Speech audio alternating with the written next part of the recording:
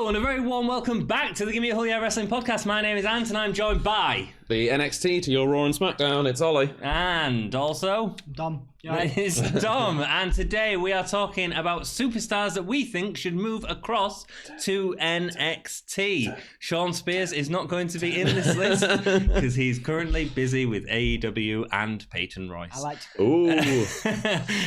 Cool, so what we're going to do is we're going to go through a list of wrestlers. These are wrestlers that we think on numerous categories that should go across to NXT. So that is on their value to the wrestler, the value to the brand, and the value to the overall company. Basically, are they being used on Raw and SmackDown, and could they be used better on NXT, and who they fight with? We're going to talk a little bit about each of them and go through our reasonings for the choices.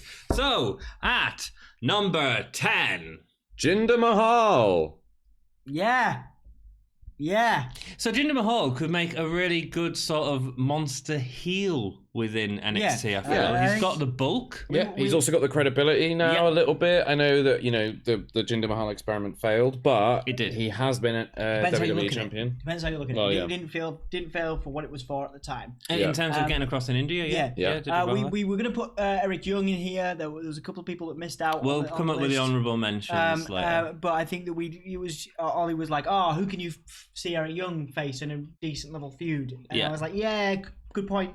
Whereas Jinder Mahal, you could put him against Gargano, you could put him against Ciampa. You could put him against Cole and just have Cole go over him. You could put him against anyone in that roster and he'd feel like a credible But equally, threat. if he won a main event championship or the North American champion, it would still look legitimate. Yeah, it would fit him. And like most of the wrestlers on this list, he's also just chasing around after an invaluable title on Raw. Well, again, that depends on how you look at it too. Yeah, it's the most entertainment segment. Yeah, absolutely. So next on our list, number 9, Nia Jax. Yes, indeed. I'm actually not completely. She's not like most girls. I agree. I'm not completely averse to Jax. I think she is a good talent.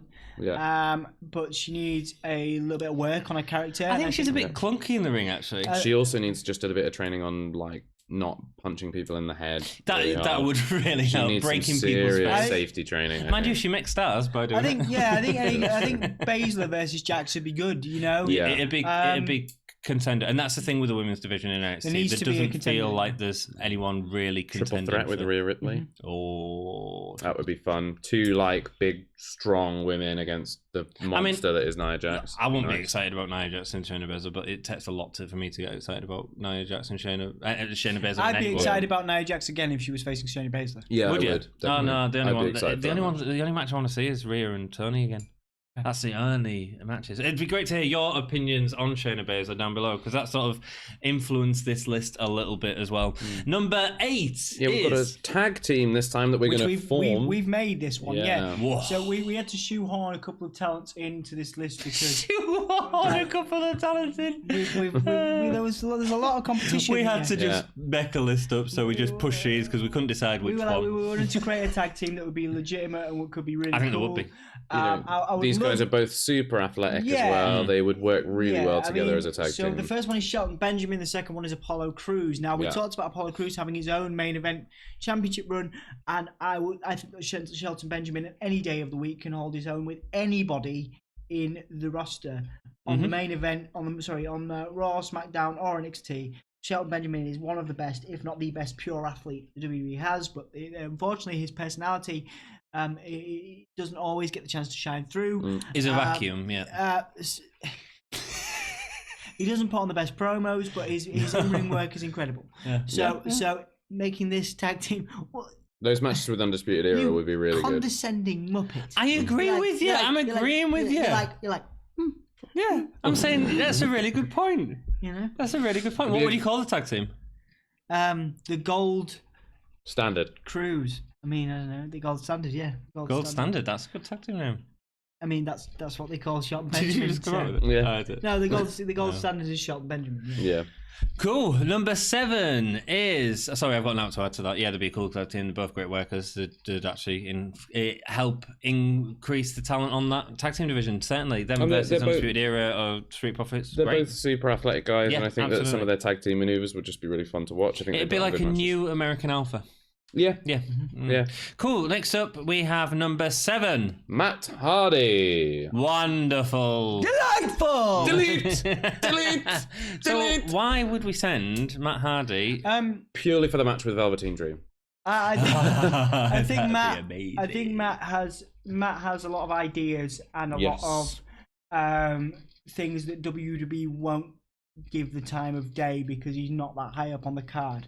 I think, unfortunately, and we've seen this, more recently with Jeff, he's given main event titles and opportunities and championships willy-nilly because he has that exciting style, and people like to cheer Jeff. Yeah. People like to cheer Matt, but he just isn't in the In ring. terms of In the ring, he's not as exciting. I think he's a better promo than Jeff. Oh, way better. Way better. But unfortunately, in the ring, not as good in terms of just getting the Popping crowd the crowd, hyped. yeah. So you got to think, as sad as this is, that Jeff will always have a place on the main roster.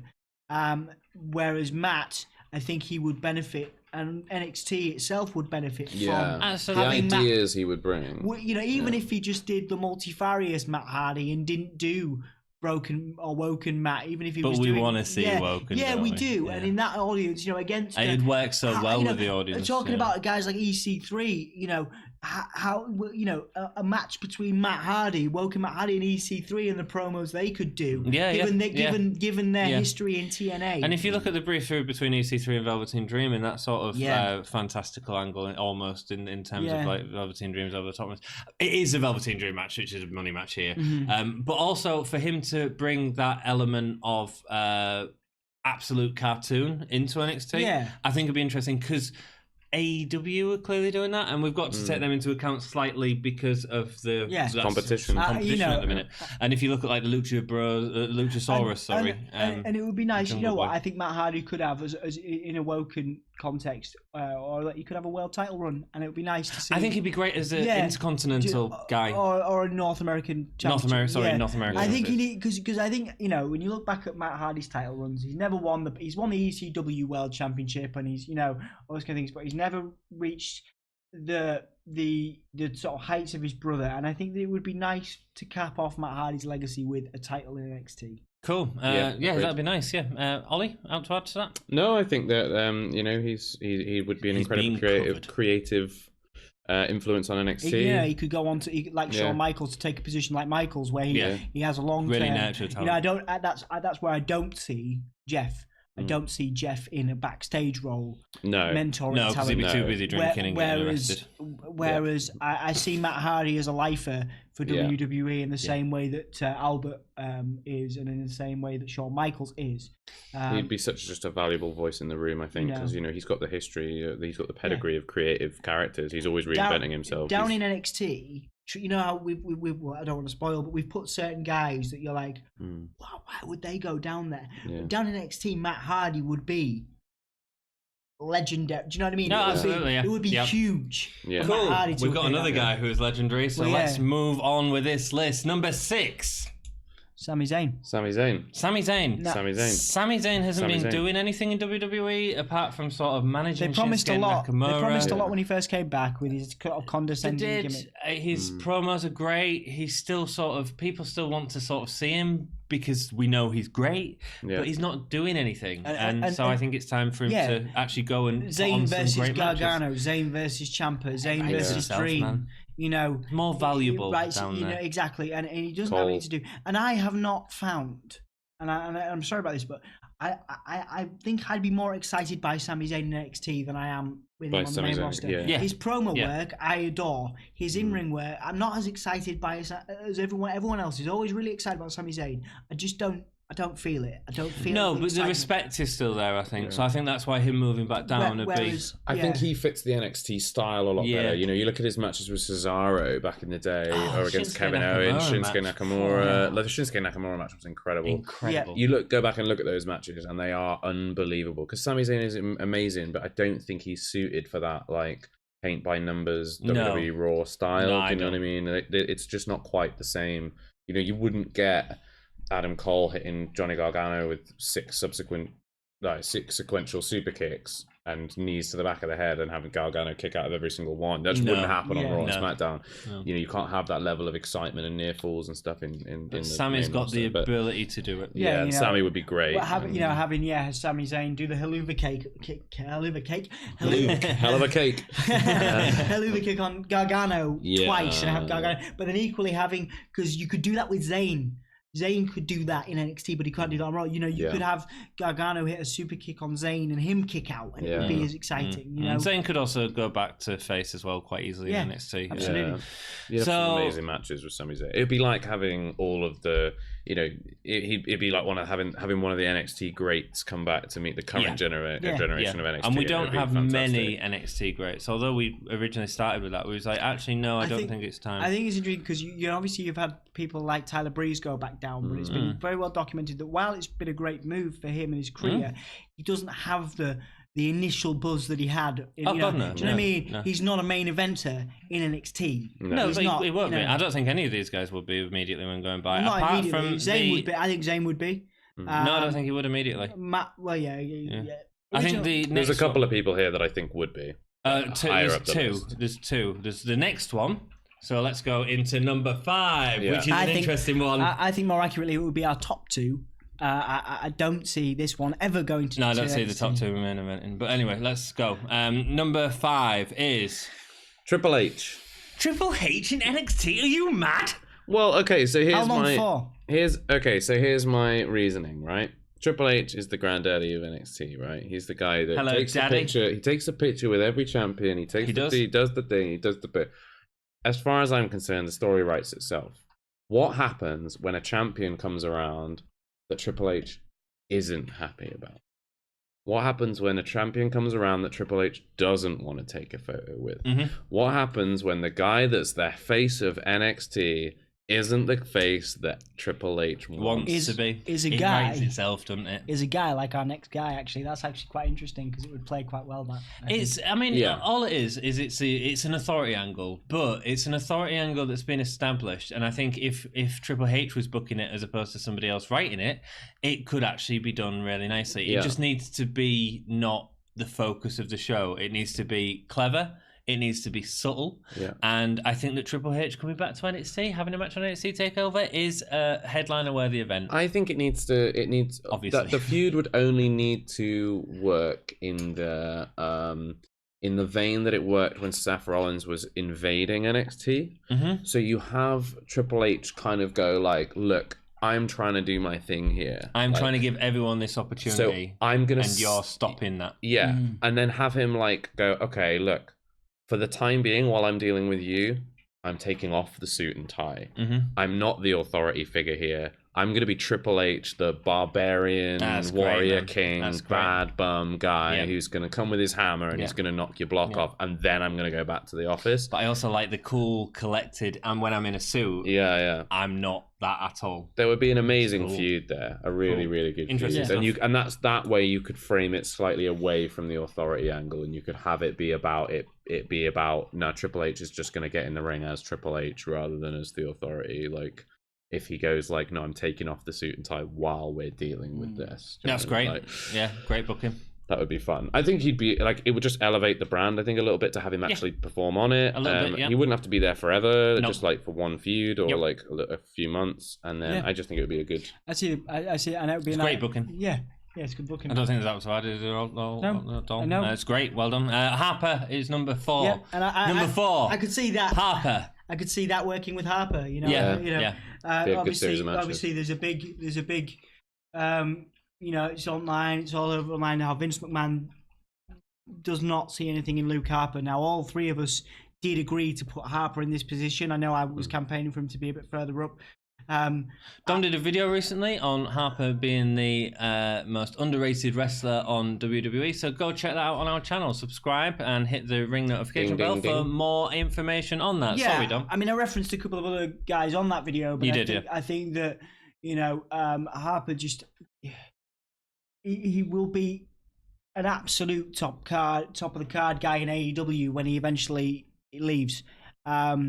unless they do something with him that isn't putting him with Rowan. I mean, he's obviously there for a payday. He's obviously getting good money. He's finishing out his contract. To do this, he's finishing out his contract. I think the only way to save his career now, if anybody saw that WrestleMania weekend match he had with Dominic Dijakovic. It was great. Really good. He really enjoyed that, I think, and he enjoyed the opportunity to do that. He was credited, I think, online or on a blog or in an interview somewhere. He said, "This is my WrestleMania," because he genuinely wanted to put over Dijakovic, and he definitely wanted to do that match. He was so interesting with that, though, because at the same time as saying "This is my WrestleMania," it had two meanings. It was this is my WrestleMania, and also this is all they've got for me. There was two, and he's doing a lot of that with like the t-shirts that they just brought out on NXT, and he's not being a part of them t-shirts. And he said, "I've never had a solo t-shirt," which is mental, you know. Yeah, it is. So yes, I agree with you. I think he would be better in NXT, but I ultimately think he's better out of the company. Yeah, in AEW. I'd like to see him in a position where Jon Moxley is now in AEW, where it would be a bigger deal for him to be there. I think he's more Sean Spears level, to be honest. Well, we'll see. Yeah. But I think in NXT you could have a Triple H feud and it would look cool. You could have a Cesaro feud, which he's already done, and they've made it look fantastic. Cesaro's not in NXT. Well, perhaps Cesaro could be in NXT. You could have a feud with. You can have food with anybody on that roster and it'd be good. Yeah, it would be. The thing for me with Harper, and this is why for me he's on this list, is that I don't want to see him go to AEW. Not because I don't think he'd be brilliant, but because I'd like WWE to utilize him properly. He's the most talented member of the Wyatt family, without question, over Wyatt and over Rowan. In terms of ring, I think he's definitely more talented. I don't think he's more interesting. No. Yeah, that's the problem. And I think that's the problem with Harper. He's more interesting than Rowan. What NXT, by a country mile. I think the thing with Harper is that if you take him down to NXT and you give him a really interesting story and you rebuild some of his character and make him just more, because the problem with Harper is that he was the brother from the Wyatt family, and then when him and Eric Rowan split off from the Wyatt family, they were still just the Wyatt family, but they were just those two from the Wyatt family together. And then there were the Bludgeon Brothers, which wasn't anything really particularly different. Two Jews with some hammers. With some hammers. And then when he's come back now, he's just Eric Rowan's brother again. And because he's always been connected to Eric Rowan, there's never been any disassociation from him as the Wyatt family. He did have the Intercontinental Championship. But even then, still, he was still wearing the jeans and the white vest. But then I kind of like that. I do, but the problem, if he's wearing that still, and if he's still got that attachment to the Wyatt family, he's never going to outgrow it, and that's why he's never going to make it in WWE. Is because he will always just be the underling from the Wyatt family. There was some real promising stuff, even in the context of Rowan now, where like Harper, he was going to be inserted in the Randy Orton Wyatt World Title feud. You know, he was. He had a match with Randy Orton. He had some number one contender matches where I think he had a main event match with Randy Orton, didn't he? And you think there's so much potential there for him. Yeah, but this is why I think NXT would be useful for him, because I think you'd have to take him down, have him put on a bunch of really good matches, and reinvent his character actually properly this time, not just like slightly change from the Wyatt family. I think he needs a full reinvention, because then he can actually come into his own, because all he is at the moment right now is a very, very good wrestler who's got a very vague gimmick. Cool. Harper is at number 4, and to be honest, if he did a southern accent, he'd be main event. That's all he needs to do. Did you know that's what Vince wanted him to do? Yeah, really. And also, Dom, you look a little bit like Luke Harper today. Number 3 is Asuka. Oh, Asuka's going back down after an undefeated streak. An incredible athlete with nothing to do on. She's not. She's chasing after the 24/7 title with. I mean, the Kairi Sane tag team thing. I get it. Put two Japanese girls together. But it's not really doing anything, is it? It's not. Which is a shame for any great matches. It's a shame for Paige as well, because she's been saddled with the manager gimmick. You know what I mean? So, but she can't wrestle. No. Asuka can. That's the big difference. And Asuka should be in a prominent spotlight. Asuka would come into NXT and feel like an immediate threat to Shayna Baszler. Yeah. Which is sort of a really. She's so high above everyone else at the minute, Shayna Baszler, because they've sort of booked her that way for so long. I mean, it's Asuka almost the way that you having can... that.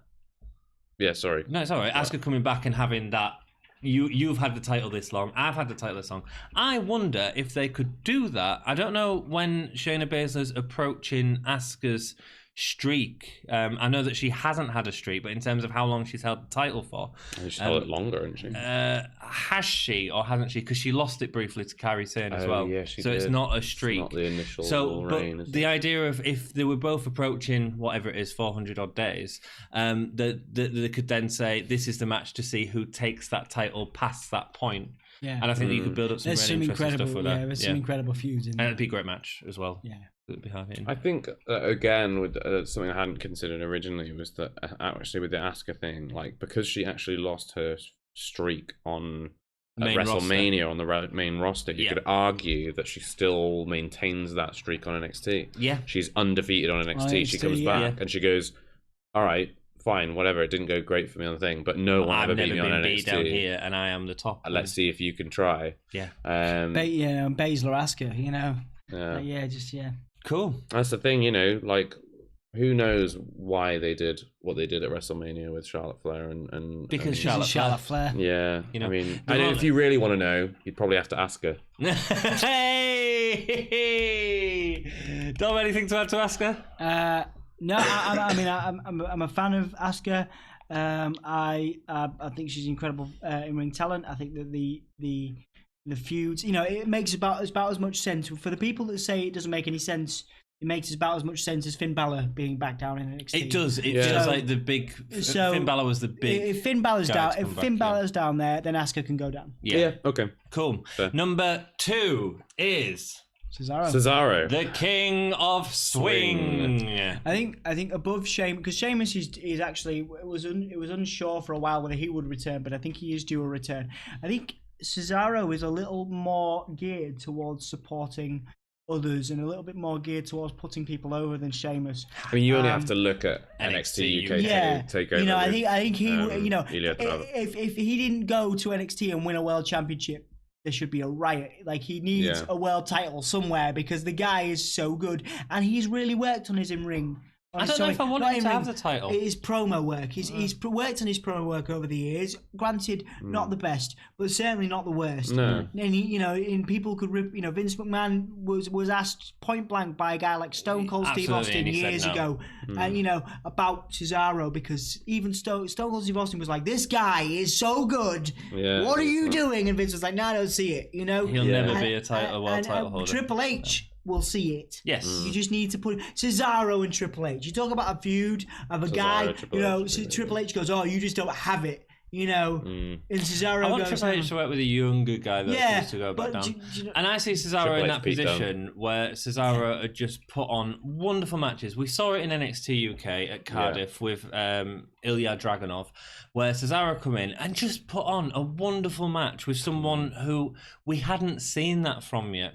And that's a position I'd use Cesaro in. And it's a great guy. He's a great, he's the kind of guy that will fly to Cardiff and then be on Raw the next week, which he was. Yeah. He's the kind of guy you could, and that is dedication. He is the kind of dude that will show up on NXT, show up on NXT UK, show up on Raw, show up on SmackDown, all in the same week, because he wants to be on the product that badly. And the fans, the Cesaro section, which I still think is a thing, is will achieve. Yeah, will applause. Will applause. And I actually don't think he'd be a singles wrestler for long in NXT. I think he'd very soon form a tag team. Who with Ollie? Cassius Ohno, Kings of Swing, was it? Kings of the Ring. Was it King of the Ring? Kings of Wrestling. Kings of Wrestling, yes. Something like that. Get them back together. I think that would be a big. Cassius Ohno is another example of. I think they obviously they have a very similar style and a very similar approach. Cassius Ohno is a regular on NXT UK right now. Yeah. You know what I mean? Because he wants. He's been amazing. Yeah, at times. Yeah.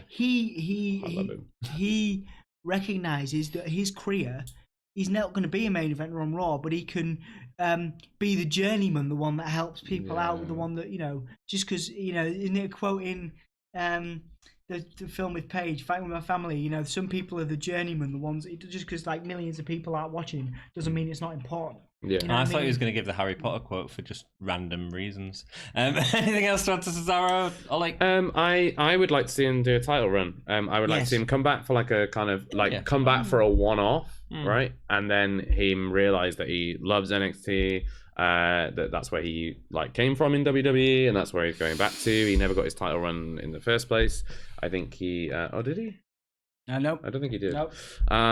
He comes back. He takes the title off whoever happens to have it at the time, and then he puts on like an absolute barnstorm with someone like Johnny Gargano or Pete Dunne or anyone like that, and he puts over a young up and comer, and that's like what he can be there for. A great guy to swap the title between. Yeah, he's a phenomenal performer, and I just people are tuning in to watch his matches. Yeah.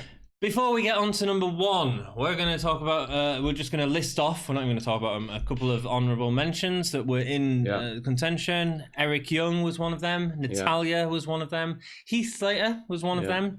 The Ascension was one of them. Alicia Fox. Alicia Fox was also one of them. Alicia Fox! Hawkins and Ryder were also in contention. But I think a lot of those didn't make it in because, like, for example, Hawkins and Ryder, I just don't know what they do. Like, I don't think they'd go for actual tag titles because I just don't see them as better than any other. And making the Apollo Crews search out and seemed like a better idea for us. Again, Alicia Fox, I don't think would do much. But let us know down below what you think, who you think should be going before we get to number one. We've missed. Probably. Oh, absolutely. That's like a really Me and Dora have done this before, and you're like, oh yeah, AJ Styles.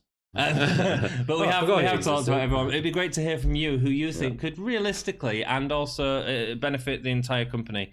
Down below in the comments, subscribe to the channel, hit the like button, hit Facebook, hit your Facebook, hit Twitter, hit Instagram, and let's go with the next one. Patreon, buy some merch. Patreon, buy some merch on Redbubble, Patreon. Give us some cash if you feel like it, because we appreciate you. Honestly, just write in a comment below. Seriously, that's all you need. It's very nice. Number one. You can say this. The greatest wrestler of all time, Dolph freaking Ziggler is our number one pick. I agreed to this because I genuinely think he could do some wonderful things. I still think he's the best wrestler on the main roster. Better than Shawn Michaels. Oh, God. One of the absolute best of all time, without question, in the ring, on the microphone, etc. But, again, some incredible feuds with the guys like Pete Dunne, guys like Johnny Gargano, guys like Tommaso Ciampa, absolute, you think guys like Adam Cole and Johnny Gargano put on wonderful matches. Put Dolph Ziggler down there, and my God, NXT would what's thrive. the best? NXT would thrive, but it would, AEW's ratings would be in the toilet because Dolph Ziggler would be the face of the brand, and it would be absolutely bloody amazing because Dolph's great. Okay, guys, what do you think? So I'm gonna let you go now. Do you know when I've told you before, and we was like, oh, let's talk about Dolph Ziggler, and you're like, oh yeah, Dolph Ziggler's great, and I'm like, yeah.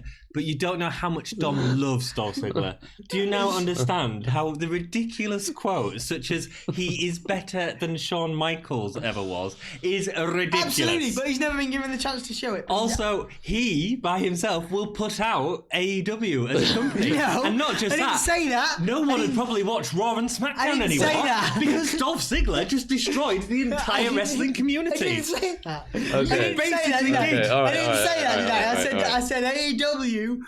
I said the ratings would go down because NXT would be like super far up there because of Dolph Ziggler. I didn't say AEW's ratings would be dead and gone. I still think they would be a valuable product.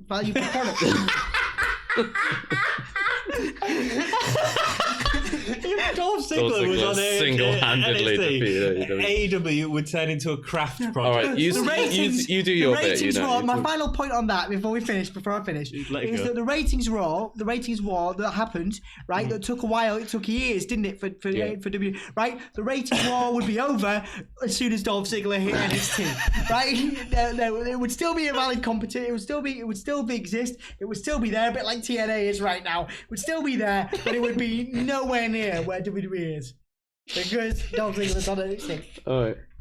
What do you want to say about Dolph Ziggler? Thank you. Great all time. Goat. I agree that Dolph Ziggler should be number one. I'm not as emphatic about it. I'm happy with that. That's great. Number one, Dolph Ziggler. Someone got a muzzle. Dolph Ziggler would be great on NXT. First of all, the main roster sort of use him in that capacity where they put him in the main event and it doesn't really matter, and we all know that he's not going to win. He's the best at selling, though. He's the best at selling and making people look good. Let me finish my point. He's a decent worker. That Carry on. He's a decent worker and he put on great matches. Honestly, guys like Gargano working with Dolph Ziggler would be wonderful. Even to see like people like that we've put on the list, like Sami Zayn, Cesaro, having feuds that have invested time in NXT would be great. Amazing. And I also think that Dolph Ziggler would make them into a star. It would be incredible. Sami Zayn, as soon as you put Dolph Ziggler in the ring, Sami Zayn's a star. Completely the best. You know. Sorry, carry on. I also think that Ziggler would put on great matches, and I just think he deserves to be moved down to NXT more than anything else.